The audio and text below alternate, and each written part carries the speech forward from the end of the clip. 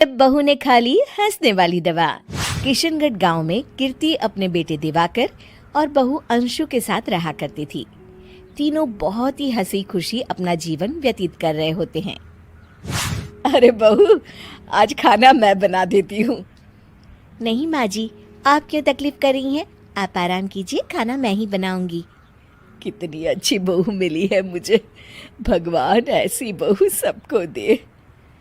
सब कुछ ठीक चल रहा होता है कि एक दिन गलती से अंशु हंसने वाली दवा खा लेती है। बस उस दिन से सब कुछ बदल जाता है। अरे बहू, मेरे घुटनों में बहुत दर्द हो रहा है, जरा बाम तो दे दे। अरे बाम लगाकर क्या करोगी माँ जी? मैं पाँव दबा देती हूँ। अरे एक तो मुझे पाँव दर्द हो रहा है, ऊपर से तुम हंस रही हो। आई एम सॉरी माँ जी। अरे फिर से हंस रही है, जा तू मेरे कमरे से, मुझे तुझसे बात नहीं करनी। हे भगवान, ये क्या हो गया? अब माँ जी क्या सोचेगी? 2 दिन बाद कीर्ति घर में किटी पार्टी रखती है। उसकी सभी सहेलियां घर आने वाली होती हैं। अरे बहू, मेरी कुछ सहेलियां आज दोपहर को घर आने वाली है। आज कुछ खाने में अच्छा सा बनाना। सहेलियां? क्यों? मेरी सहेलियां नहीं हो सकती क्या? तुम फिर से हंस रही हो? नहीं माँ जी, मैं हंस नहीं रही हूँ। अरे फिर से हंस रही हो और बोल रही हो कि हंस नहीं रही। नहीं माँ जी, मैं तो तुम जाओ मेरे सामने से और किचन का काम कर लो, जाओ। दोपहर को कीर्ति की सभी दोस्त खाने पर आ जाती हैं। अरे वाह, घर तो बहुत सुंदर सजाया है कीर्ति। अरे मैंने कहा, ये सब तो मेरी बहू का कमाल है। अरे वाह, बड़ी गुनी है तुम्हारी बहू तो। हाँ हाँ, खाना भी अच्छा बनाया है। हाँ, बहुत ही गुनी है। तो हमको नहीं मिलवाओगी क्या, या छुपा कर रखोगी अपनी हीरे जैसी बहू को? अरे नहीं नहीं, अभी बुलाती हूँ।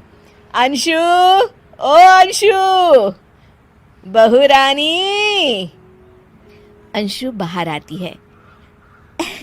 जी माँ जी। बहू, ये सब मेरी सहेलियां हैं, मिलो सबसे। नमस्ते आंटी। नमस्ते बेटा, बहू तो बहुत अच्छी मिली है तुमको, किस्मत वाली हो तुम। किस्मत वाली? अरे क्या हुआ? हंस क्यों रही हो? नहीं नहीं, मैं हंस नहीं रही हूँ। तभी अचानक सांची के हाथ से चम्मच छूट जाता है और उसका कुर्ता गंदा हो जाता है। अंशु फिर से हंसने लगती है।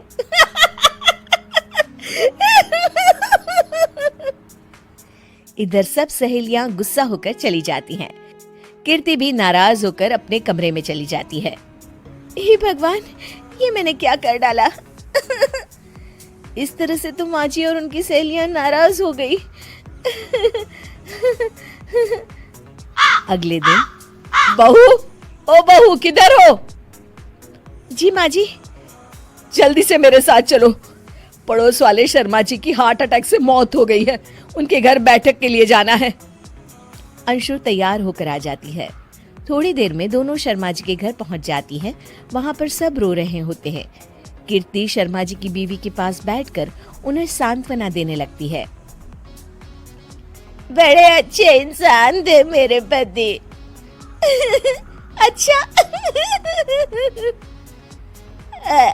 तुम हंस क्यों रही हो? वो अच्छे थे। हाँ हाँ, बहुत अच्छे थे अंकल। अरे अंशु, हंस मत। माँ जी, मैं हंस नहीं रही। मैं तो आंटी जी को बस दिलासा दे रही थी। सब औरतें अंशु की इस हरकत से हैरान हो जाती हैं। कीर्ति भी बहुत शर्मिंदा होती है और वो अंशु को लेकर फटाफट घर लौट आती है। अंशु, क्या हो गया है तुझे? हंस क्यों रही थी तू वहाँ पर? नहीं बाजी, मैं तो बस अरे तू फिर से हंस दी। जा तू अपने कमरे में, मुझे तो तुझसे बात ही नहीं करनी। मेरा बेटा ही तुझसे बात करेगा अब। रात को जब दिवाकर घर लौट आता है तो कीर्ति दिवाकर को सब कुछ बताती है।